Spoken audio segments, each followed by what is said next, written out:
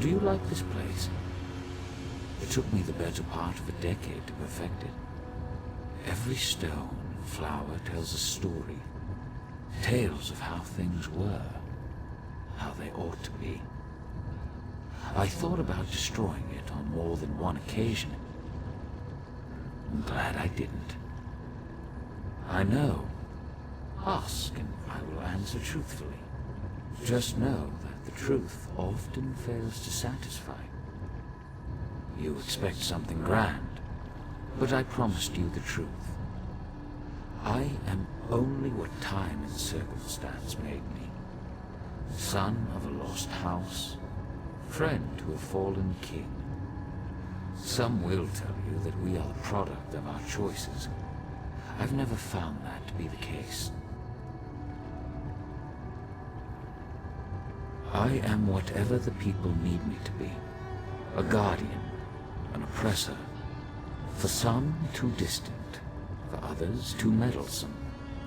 I am the canvas upon which they paint their dreams and resentments. A vessel for their hopes and doubts. A mirror, nothing more. I don't. But my companions, Vivek and Almalexia, see their divinity as essential. Godhood brings them joy and purpose. They find meaning in the theatrical. Who am I to deprive them of that? Almalexia defies symbol analysis. I doubt she could even describe herself accurately. To understand Almalexia, you must first understand the value of fiction. Vivek fancies himself the poet, but in truth, A.M. is the greatest storyteller. Vivek knows the boundaries that separate fact from fiction. He knows them so well that he's learned how to break them. He exists inside his verse, but recognizes the lies, the contradictions. He both does and does not believe his own tales. She believes her tales implicitly, as does everyone else. Her capacity for deception appears limitless. She sows lies like a master gardener sows seeds, and the harvest of trust and adulation is breathtaking in scope. Not in the slightest.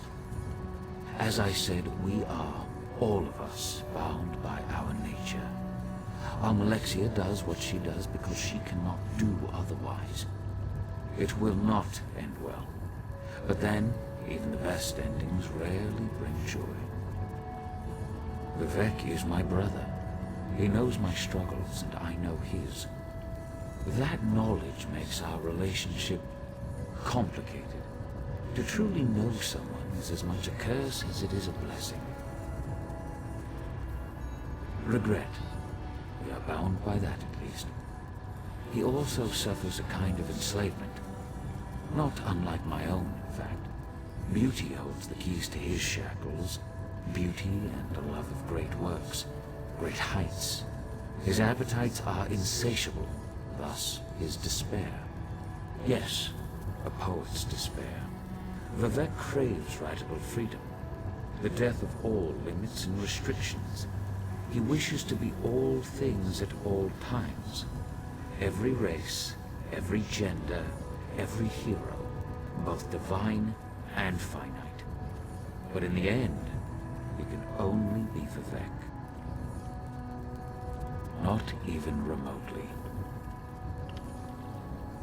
I sometimes ask myself the same thing.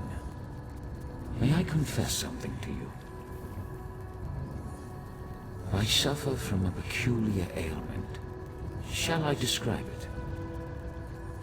I bear the cruel weight of certainty. Total, absolute, relentless certainty. People rarely comprehend the luxury of doubt, the freedom that comes with indecision. I envy you. Indeed, but such questions are flaccid, cursory indulgences that come and go in an instant. The truth is that my actions, both good and evil, are inevitable, locked in time, determined by chains of action and consequence. compelled. This city serves a noble goal. The redemption of Tamriel. The unification of competing forces. The destruction of the Daedra. Unfortunately, it is an endeavor built upon a lattice of corpses. Betrayal, untold horrors. Do you understand? Then I pity you. I instructed Devaith to run from the battle that is to come. Now, I urge you to run toward it. Long ago I brokered a truce with the princes of Oblivion. This pact bound 8 princes to an oath that they would never again set foot on Tamriel. Nocturnal was not present when the princes signed the Cold Harbor Compact. Thus she flouts its restrictions. Now, this is important. Nocturnal does not act alone. 2 other princes lie in wait, Clavicus Vile and Mafala. Defeated?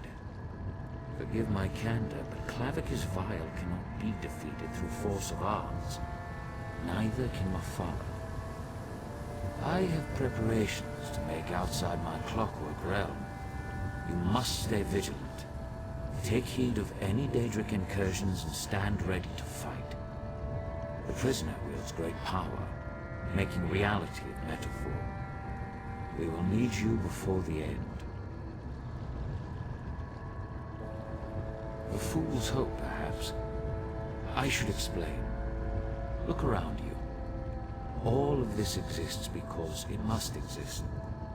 I stand here, in this place, in this moment, not because I wish to, but because I have to. A result of action and consequence.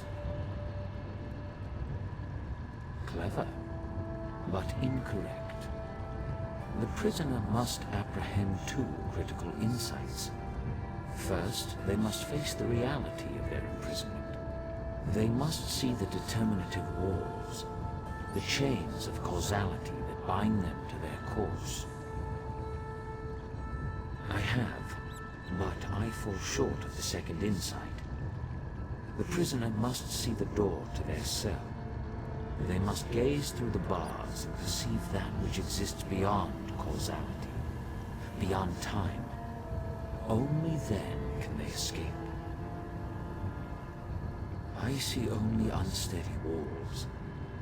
If the people of Tamriel must exist inside this cell, I will make sure that the walls are stable, the gaps are sealed, and all who remain stay safe within it.